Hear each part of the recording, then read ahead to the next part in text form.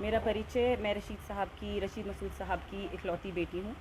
इमरान मसूद साहब की बहन और ख़दीजा मसूद की इकलौती नंद हूँ।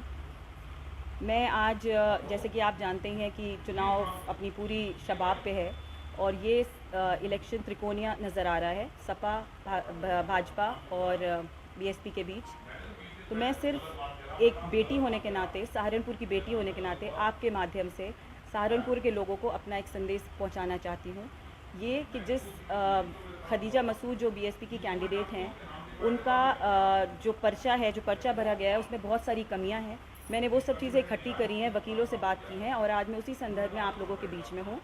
उसके पर्चे में बहुत कमियां हैं। हाई कोर्ट और सुप्रीम कोर्ट के रूलिंग के अकॉर्डिंग वो कभी भी ओबीसी के फ़ायदे नहीं उठा सकती। अगर वो अपना धर्म परिवर्तन करके मुसलमान बन चुकी तो उनको वापस अपने हिंदू धर्म में जाना पड़ेगा, उसके बाद वो उसका फ़ायदा उठा सकती हैं। तो सबसे पहले कमी तो उसमें यही है कि उन्होंने धर्म परिवर्तन नहीं किया, अपना पर्चा खदीजा नाम से भरा है और जबकि अपने लीगल डॉक्यूमेंट सारे गरिमा सिंह के नाम से दिखाए हैं। ये बीजेपी का बहुत बड़ा षड्यंत्र था। उन्होंने इस चीज़ को उजागर नहीं किया, उन्होंने इस चीज़ को रोका नहीं, उन्होंने पर्चा भरने दिया क्योंकि उनके हिसाब से दो कैंडिडेट अगर लड़ते मुसलमान तो बीजेपी का सीधा सीधा फ़ायदा हो रहा था। तो मैं आप लोगों के माध्यम से सहारनपुर के लोगों को ये कहना चाहती हूँ कि किसी भी तरह से इमरान भाई के भौकाल में, चीखने में, चिल्लाने में और वो जिस तरह का माहौल बना के रखते हैं डरा कर बीजेपी से, आप उनकी बातों में मत आइए। अगर बाय डिफ़ॉल्ट किसी भी तरह ये जीत भी जाती हैं, जिसकी मुझे उम्मीद नहीं है, तो उनका ये ज़्यादा दिन चलेगा नहीं, ये रद्द कर दिया जाएगा। और क्योंकि उनकी डॉक्यूमेंट्स में इतनी कमी है, बीजेपी इनको चलने ही नहीं देंगे, ये भंग हो जाएगा। उसका नुकसान आपको होगा, आपका जो वोट है वो व्यर्थ जाएगा। उससे बेहतर है कि आप किसी अच्छे सदस्य को, किसी ऐसे को जिससे आपका वोट व्यर्थ ना हो, उसको आप वोट दीजिए। दूसरी बात जो मैं आप लोगों के बीच में रखना चाहती थी कि मेरे पिताजी ने हमेशा से ओबीसी के लिए बात की है। उन्होंने वीपी सिंह के दौरान ओबीसी का मुद्दा उठाया था, उन्होंने आरक्षण का मुद्दा उठाया था मुसलमानों के लिए।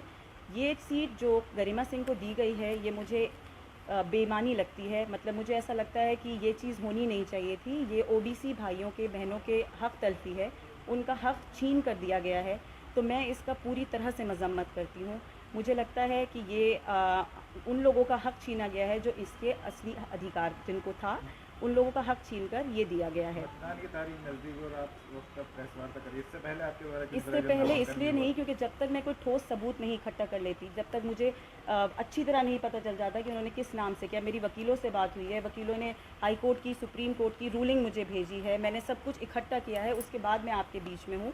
कुछ वकील भी आ रहे हैं, लीगल टेक्निकलिटीज़ आपको वो बता देंगे, लेकिन ये बात मैं पूरी जिम्मेदारी से और पूरी श्योरिटी से आपको कहना चाहती हूँ कि जो मैं कह रही हूँ वो बिल्कुल सही है। अगर आप उनको वोट देते भी हैं तो आपका वोट व्यर्थ हो जाएगा। दूसरी बात है कि मुलायम सिंह जी के साथ मिलकर पापा ने इस ओबीसी के लिए बहुत काम किया है और मुलायम सिंह जी के हमारे परिवार के ऊपर बहुत ज़्यादा एहसान है। शायद वो एहसान मेरे भाई भूल गए हैं, लेकिन मैं वो एहसान कभी नहीं भूली। जब हमारे ऊपर बुरा वक्त गुजरा था और शायद एक ही बार ऐसा हुआ कि हर पार्टी ने हमारे से दामन छुड़ा लिया था, तब सिर्फ मुलायम सिंह जी और अखिलेश यादव ही ऐसे थे जो हमारे साथ खड़े रहे, जिन्होंने हमारा साथ दिया। मैं रशीद साहब के साथ यहाँ अस्पताल में रही हूँ, तो मुझे पता है कि उनका सहारा हमें कितना बड़ा सहारा था। तो मैं उनके एहसानों के नीचे दबी हुई हूँ। उसके अलावा शायान जिस लक़ब को लेके अपने गले में टांग के फिरते हैं, मंत्री जी, वो मंत्री भी उनको अखिलेश यादव और मुलायम सिंह जी के ही बदौलत मिला हुआ है।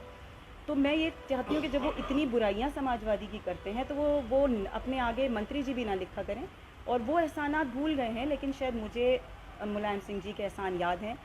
और आज समाजवादी पार्टी से जो लड़ रहे हैं वो हकीकत में ओबीसी हैं, वो इस तरह के छल कपट बेईमानी से बन के नहीं आ रहे हैं कैंडिडेट नूर मलिक, नूर हसन।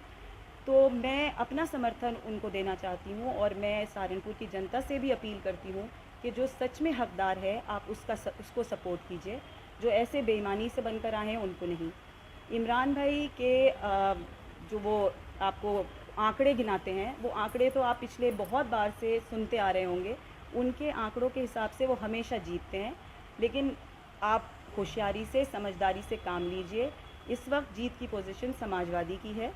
दलित भाई जिसका वो इमरान भाई बहुत ज़्यादा बोल रहे हैं, दलित मुस्लिम समीकरण, दलित इमरान भाई को वोट नहीं देता। हाँ, इमरान भाई की जगह अगर कोई और होता तो शायद दलित वोट उनके पास जाता, पर इमरान मसूद के नाम से दलित खिसक जाता है। दलित वोट उनके पास नहीं है।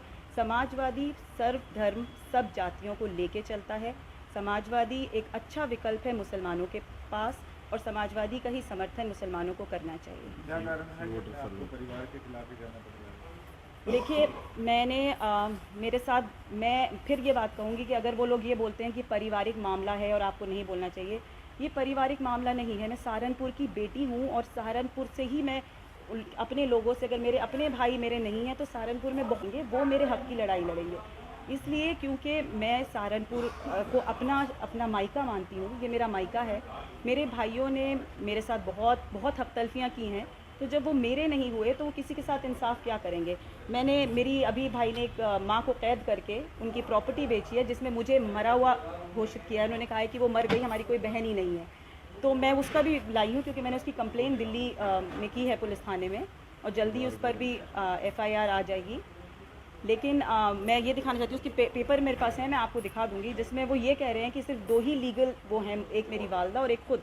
मुझे उन्होंने तकरीबन बिल्कुल सिरे से निकाल ही दिया है। तो जब ये छोटी छोटी बेईमानियाँ वो मेरे साथ कर रहे हैं, तो सहारनपुर अब कैसे उम्मीद करती है कि वो इनके साथ इंसाफ करेगी या बेईमानियाँ नहीं करेगी।